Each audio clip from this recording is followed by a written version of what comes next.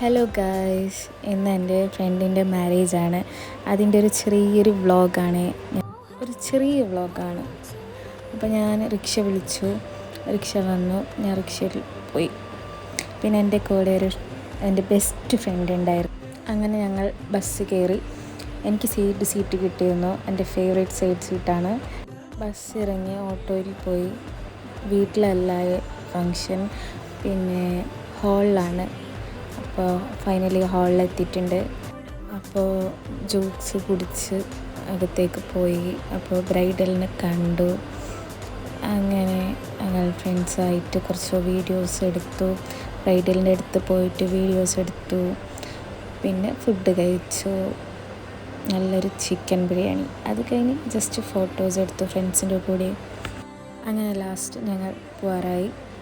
ബ്രൈഡലിന് bye പറഞ്ഞ് പോയി. അപ്പോൾ നെക്സ്റ്റ് വീഡിയോയിൽ കാണാം. ബൈ.